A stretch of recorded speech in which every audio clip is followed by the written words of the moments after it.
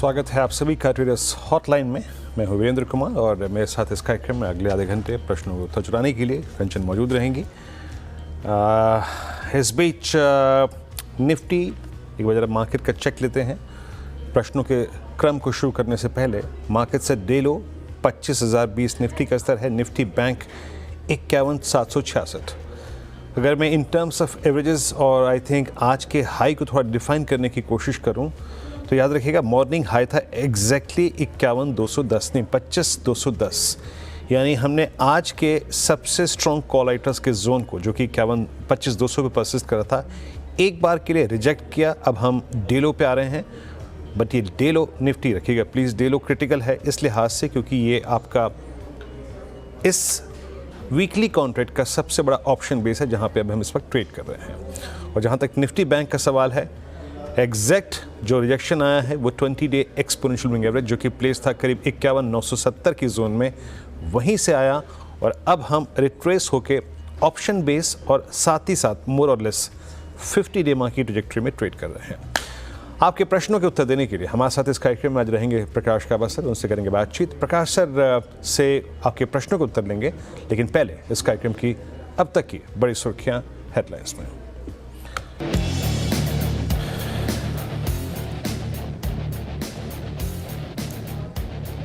ऊपरी स्तरों से बाजार में अच्छी खासी प्रॉफिट बुकिंग। निफ्टी इस वक्त 25,025 के स्तर पे, दिन के निचले स्तरों पर निफ्टी बैंक भी रिट्रेस होकर करीब 51,800 पर। निफ्टी आईटी ने अपनी सारी बढ़त गंवाई।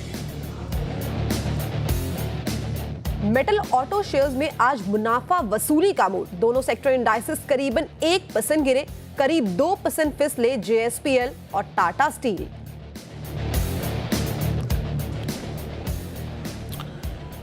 कच्चे तेल में 3% की गिरावट से ओएमसीज और पेंट शेयरों में अच्छी रौनक। 4% की तेजी के साथ वायदा का टॉप गिरने बना एचपीसीएल और साथ ही बीपीसीएल। बजाय पेंट्स, पिडिलाइट और इंडिगो में भी रौनक कायम।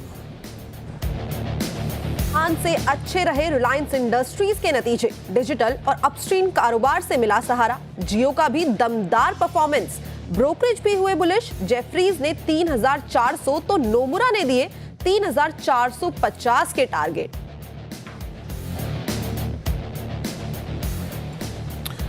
आज से खुले हुंडई मोटर्स के आईपीओ को एंकर निवेशकों की तरफ से मिला अब तक का सबसे बेहतरीन रिस्पांस। 8,315 करोड़ रुपए का किया निवेश। ब्लैक रॉक, वेनगार्ड, गोल्डमैन सैक्स, जेपी मॉर्गन, मॉर्गन स्टैनले जैसे विदेशी नाम शामिल। घरेलू निवेशक में लगभग सभी बड़े एमएफ्स ने भी डाला पैसा। सबसे बड़े डिजिटल मेले इंडियन मोबाइल कांग्रेस का पीएम मोदी ने किया उद्घाटन। 120 से ज्यादा देशों की करीबन 1000 कंपनियां ले रही है हिस्सा। 6G क्लाउड और एज कंप्यूटिंग समेत इलेक्ट्रॉनिक्स मैन्युफैक्चरिंग लेंगे हिस्सा।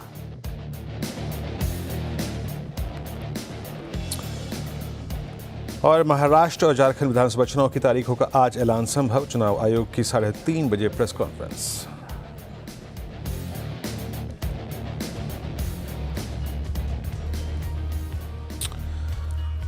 मार्केट से डे लो, दिन के निचले स्तरों पर हम ट्रेड करते हुए निफ्टी 25,047, बैंक निफ्टी। बट याद रखिएगा एज ऑफ नाउ बहुत पैनिक करने की जरूरत नहीं है, बट हाई लेवल से रिजेक्शन है, बट हम क्रिटिकल लेवल्स को अभी भी होल्ड कर रहे हैं। प्रकाश सर गुड मॉर्निंग। आपका इस इंडेक्स पे छोटा सा एक चेक, आपका व्यू निफ्टी बैंक में। बिल्कुल, good morning to you Veeru. पर निफ्टी में थोड़ी वीकनेस है, बैंक निफ्टी फिर भी ठीक नजर आता है। अब यही तो दिक्कत है, ये डाइवर्जन है दोनों में। मार्केट में ट्रेंड तब होता है जब ये दोनों ऊपर जाए या दोनों नीचे जाए। जब ये दोनों में तालमेल ना हो, थोड़ा कंफ्यूजन है, तो मार्केट साइडवेज हो सकता है। तो यहाँ पर भी स्टॉक स्पेसिफिक इतना ही कह सकते हैं। लेकिन बैंक निफ्टी में फ्यूचर का एक लेवल देता हूं, जब तक हम 51,850 या 900 के ऊपर है, मेरे ख्याल से हम ठीक। निफ्टी में थोड़ी दिक्कत है, यहां से बाउंस हुआ है। अगर आज का लो तोड़ता है निफ्टी फ्यूचर्स, तो एक गिरावट आ सकती है, वहां पर एक बढ़िया ट्रेड बनेगा ऑन द शॉर्ट साइड। लेकिन आज का लो टूटना जरूरी है, वो टूटा शॉर्ट कीजिए, यूल मेक मनी।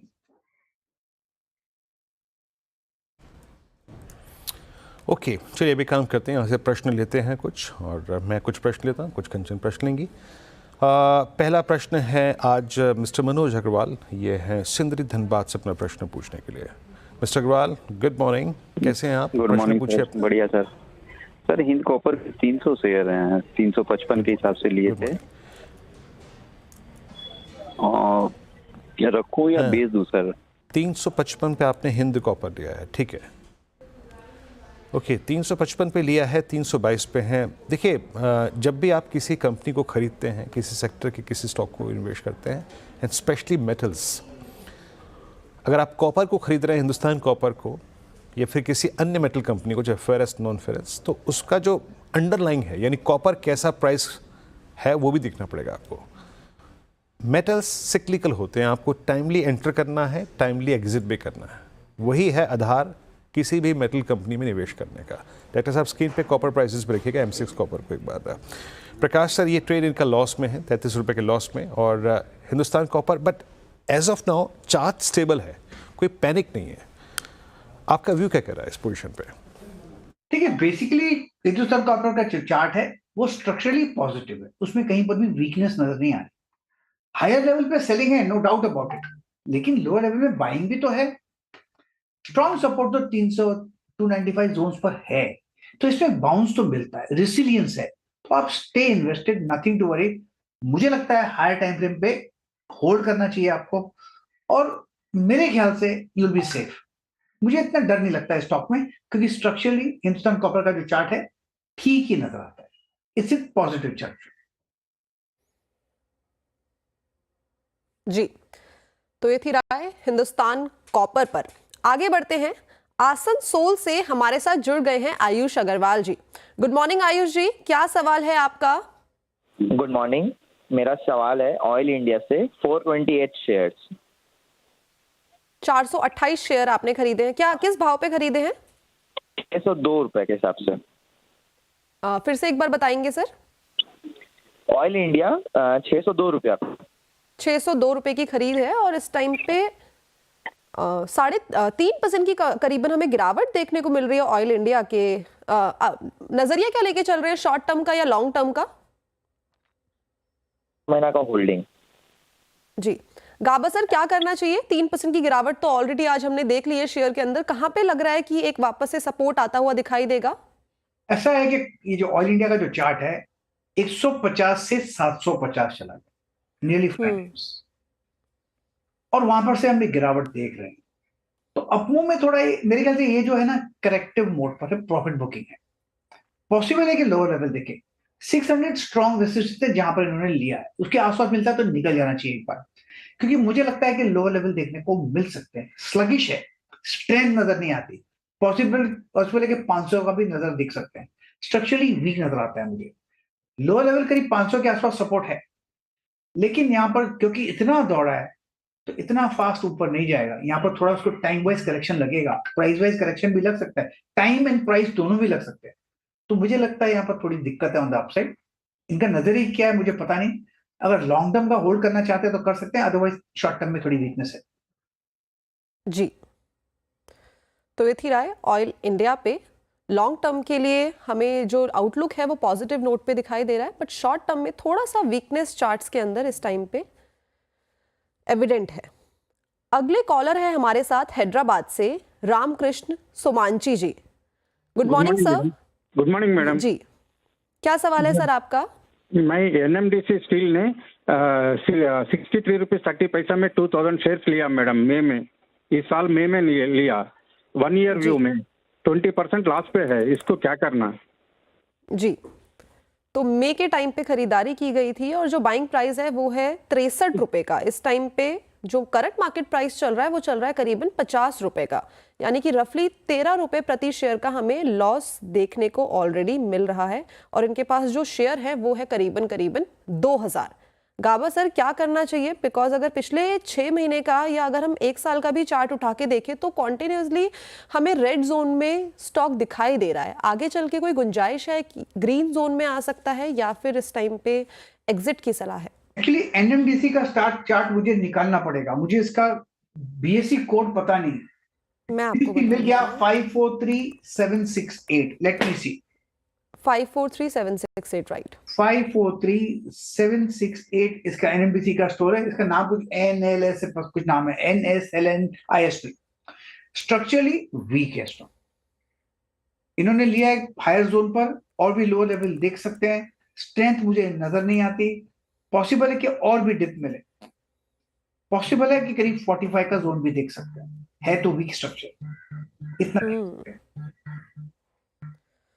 तो स्ट्रक्चरली तो इस टाइम पे अच्छा नहीं दिख रहा है चार्ट, और हो सकता है कि 45 रुपए तक हमें जो प्राइस है वो आता हुआ दिखाई दे।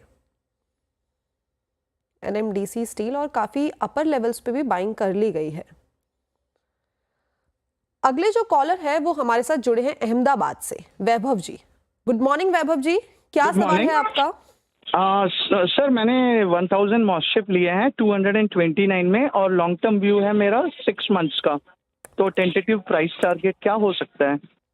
जी, मॉस्शिप लिए हैं इन्होंने 229 के भाव पे, और जो करंट मार्केट प्राइस है वो है 221। तो ज़्यादा यहाँ पे लॉस नहीं है ऑल्दो, लेकिन आज इसमें 1.5% की करीबन गिरावट देखने को मिल रही है। 1000 शेयर हैं और नज़रिया है 6 महीने का।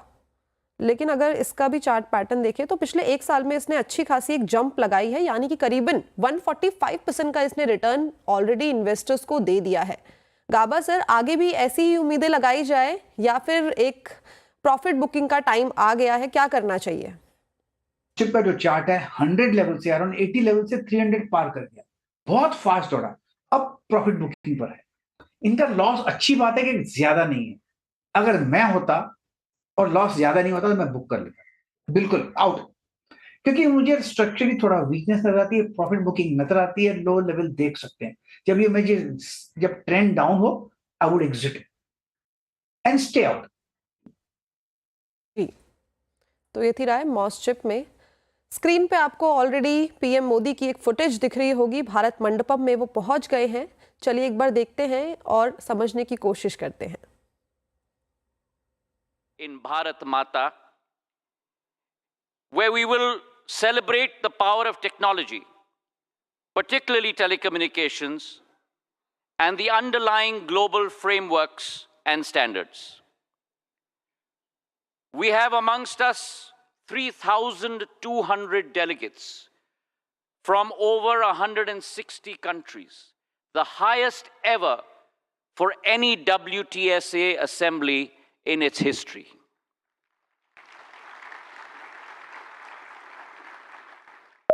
We are confident that this will, along with the Indian Mobile Congress in its 8th edition, which is South Asia's largest digital technology gathering, this will serve as a breeding ground for innovation, but also showcase India's impending but inevitable emergence as a global hub for telecommunications across the world.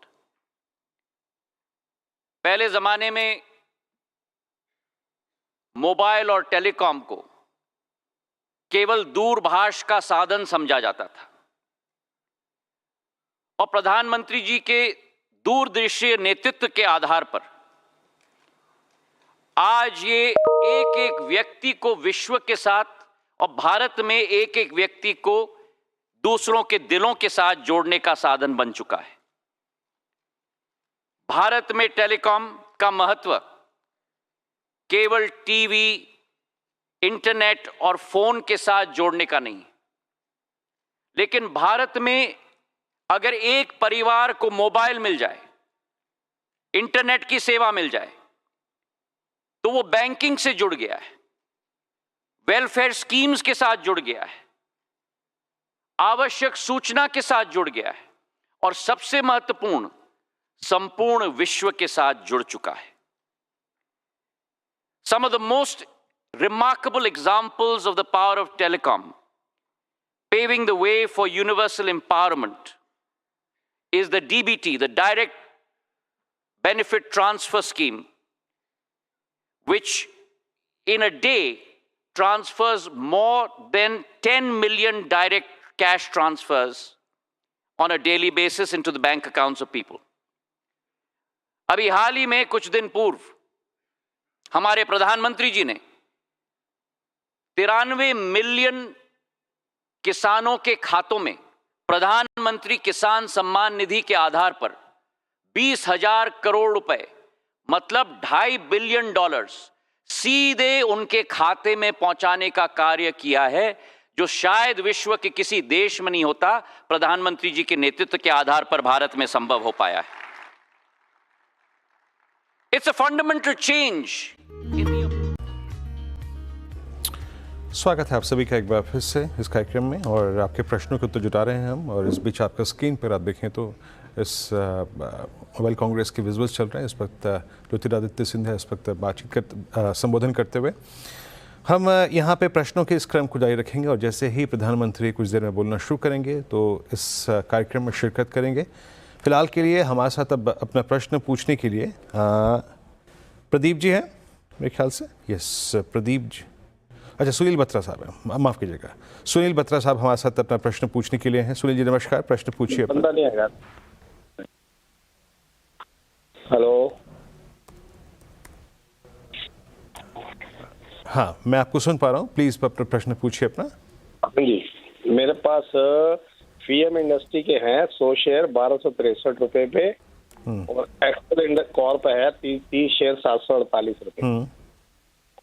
हाँ जी, क्या करें इसका? Long term investor. अभी आपका थोड़ा सा समय का अभाव है, तो मैं आपका फीएम इंडस्ट्रीज पर, हाँ जी, हाँ ठीक है, मैं आपका समझ गया सर। फीएम इंडस्ट्रीज में आपका प्रश्न ले रहा हूँ अभी, क्योंकि अभी समय का अभाव है। सर ट्रेड आपकी ग्रिप में है, देखिए है ना, आपकी 1263 की बाइंग है, 442 रुपये का प्रॉफिट हो रहा है। अभी 4 रोज़ पहले इसने एक डिप लेके करीब 1576 पे लो लगाया था। प्रकाश सर मेरे ख्याल से वो 1576 का लो, जो कि exactly 50 day exponential moving average पे था, वो शायद एक clear cut defined stop loss के तौर पे काम कर सकता है क्या? और 1750 और 1800 का अगर जोन काटता है तो किस ट्रैजेक्टरी में जा सकता है स्टॉक आपका? पीएम इंडेक्स का चार्ट है, चार्ट तो बढ़िया है। जो बूम है फ्रॉम 200 टू 1800 ब्यूटीफुल है। स्ट्रक्चरली कहीं पर भी वीकनेस नहीं है। रिसेंट लो हमने देखा है 1575 का, वो एक स्ट्रॉन्ग सपोर्ट जोन है। उसके बाद जो सेकंड इंटरिम सपोर्ट मिला है वो है करीब मैं कहूंगा 1630 के आसपास। जब तक उसके ऊपर है तब तक ठीक है। शायद अब नियर टर्म में 1800 हो जाएगा, लेकिन मुझे लगता है जा रहा है 2000 की तरफ। स्ट्रक्चरली 2000 पॉसिबल है, वक्त लगेगा उसके लिए, लेकिन बाय एंड होल्ड स्टॉक है फेम इंडस्ट्रीज। इसका जो जब भी इसमें करेक्शंस आए हैं वो एब्जॉर्ब हो चुके हैं। It's a hold fame industries. जी, तो ये थी राय फेम इंडस्ट्रीज पर। अगले कॉलर हमारे साथ जुड़े हैं सूरत से, राजेंद्र जी। नमस्कार सर, क्या सवाल है आपका? नमस्कार, मेरे पास 1024 शेयर है पैराडिक प्रोस्पेक्ट के जी, 48 के भाव पे। जी, नजरिया क्या देख रहे हैं सर? मैं लॉन्ग टर्म इन्वेस्टर हूँ, लेकिन अभी क्या करें, कुछ प्रॉफिट बुक करें या फिर रहने दीजिए? जी, तो शेयर का जो प्राइस है इस टाइम पे डबल से ज़्यादा ऑलरेडी हो गया है, 95, यानी कि करीब करीब अपने 52 वीक हाई पे के आसपास ही ये है। गाबा सर क्या करना चाहिए? थोड़ी बहुत पार्शियल प्रॉफिट बुकिंग करनी चाहिए या फिर बने रहना चाहिए लंबी अवधि के लिए? प्रदीप फॉस्फेट्स का, इसमें मेरे पास प्रदीप मेटल्स आ रहा है 513532, कहीं वो नंबर तो नहीं है? क्योंकि प्रदीप फॉस्फेट्स का मेरे पास नहीं आ रहा है। तो प्रदीप मेटल्स का 298 का है।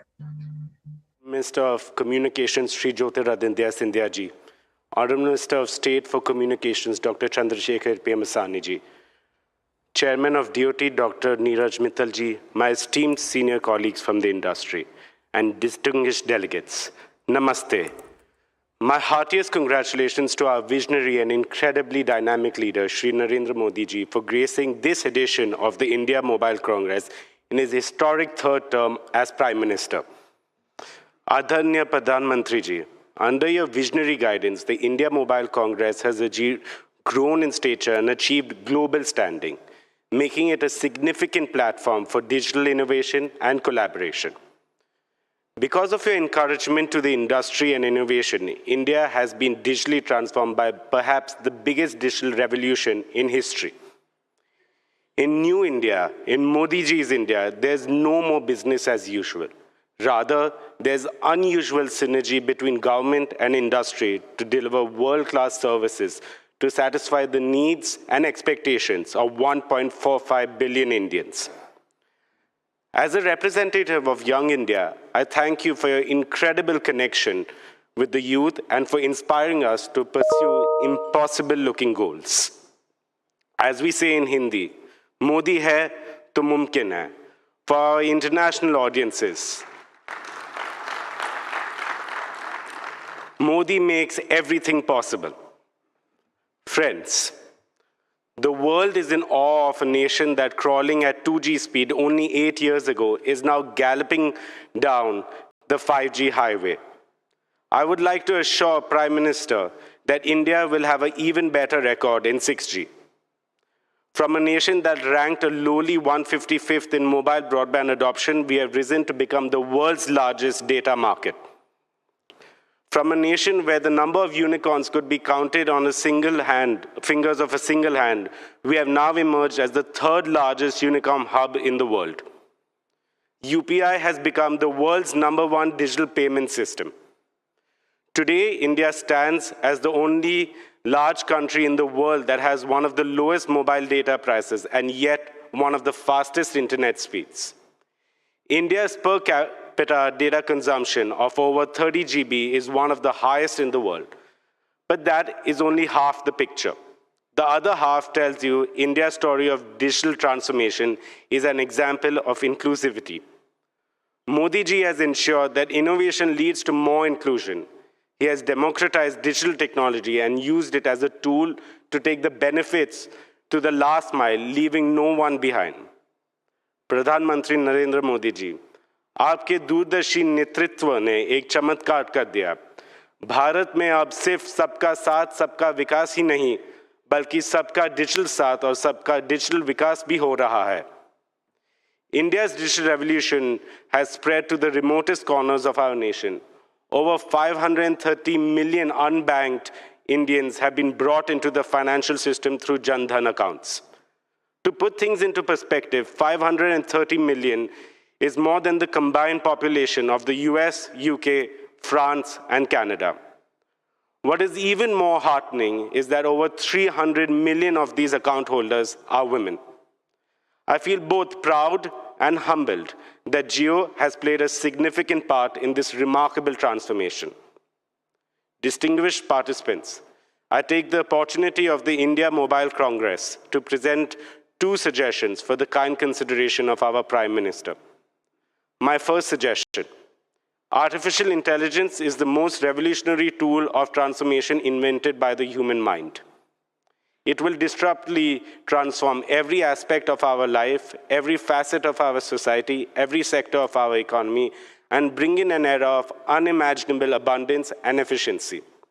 With AI, India has the potential to completely transform the manufacturing sectors, including SMEs, so that India becomes a new age factory and new age service center for the world.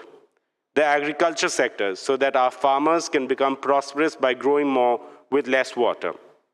The health sector, so that quality healthcare for all can become a reality. The education sector, so that every Indian student can have the best of learning opportunities.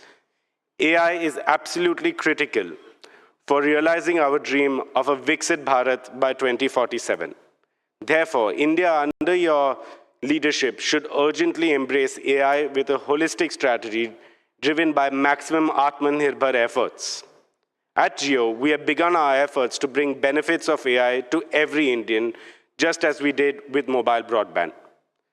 We are committed to democratizing AI, offering powerful AI models and services to everyone in India at affordable prices. Towards this end, we are laying the groundwork for a national AI infrastructure. My second suggestion: the scale and speed of multilingual data generation in India, which will drive the AI revolution, will grow exponentially.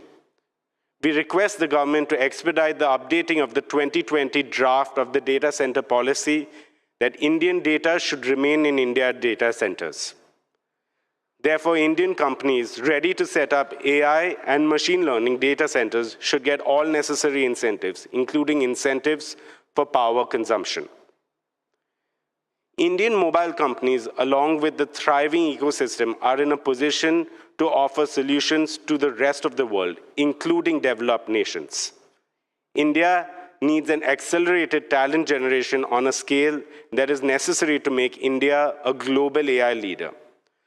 Some of the existing jobs will evolve, and many more exciting opportunities for employment and entrepreneurship are going to be created in a rapid way, just like during the adoption of computers and the internet. In conclusion, it is our promise not only that India will lead the charge in mobile innovation, but we will fully embrace the power of AI to create a connected, intelligent future that is truly transformative for every Indian. Thank you. Jai Hind, Jai Bharat.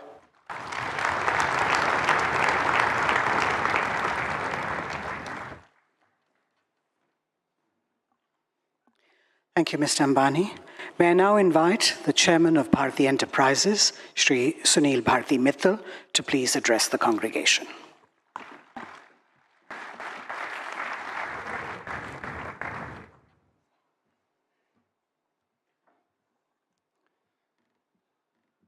आदरणीय प्रधानमंत्री लोकप्रिय Modi ji, Honorable Minister of Communications, Mr. Scindia, Honorable Minister of State, Dr. Chandrasekhar, other senior government dignitaries, Secretary General ITU, and a long-standing friend of mine for over 20 years, Doreen, and many of my industry colleagues who are here today. And ladies and gentlemen, I have a great pleasure today to be once again standing in front of you during IMC 24. And then it coincides with a very important ITU meet here in India, makes it even more special. This event showcases India's development in telecom infrastructure and its digital technologies. In this very hall, not too long ago, the leaders of the world's top 20 countries assembled and witnessed India's rise on the global standing in both political terms and economic terms. But what the world has sat up and noticed and has been awestruck is the digital revolution in this country. I have been a long traveler on this journey. Since 1983, I've been a part of India's telecom story, but I can tell you that the real story began when Prime Minister Modi ji took charge in 2014. He knew the power of technology. He used it in Gujarat for the benefit of the citizens of Gujarat and the society.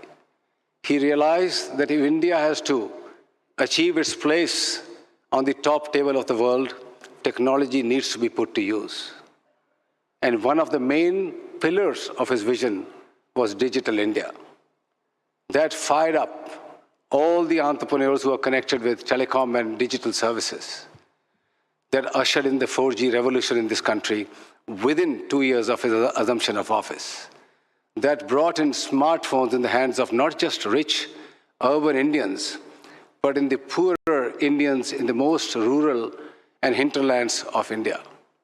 That, as our minister rightly said, ushered in a revolution of digital broadband connectivity that connected them to wonderful services that both private sector and indeed the government and public sector had to offer. That spawned a number of startups in this country, turning many of them into unicorns and bringing in billions of dollars from the world. That stage was set to be used for Prime Minister's second term in 2019, when he came in and recognized that India is highly dependent on imports of telecom equipment and digital equipment. India at that time was importing nearly $500 billion worth of equipment from all over the world, including from our neighboring country. He asked Indian entrepreneurs and world corporations to come and set up manufacturing bases in India. And I mentioned this before here, India had lost the manufacturing race in the previous 20, 30 years to China and other parts of the world. That call to action has resulted in today India becoming a major manufacturing hub where the animal spirits of Indian entrepreneurs and the global corporations are unleashed by the support of a massive productivity-linked incentive program, the PLI, as well as ushering in the most complicated, complex process, which no other country has really initiated in a manner that India has, of trusted sources and trusted products.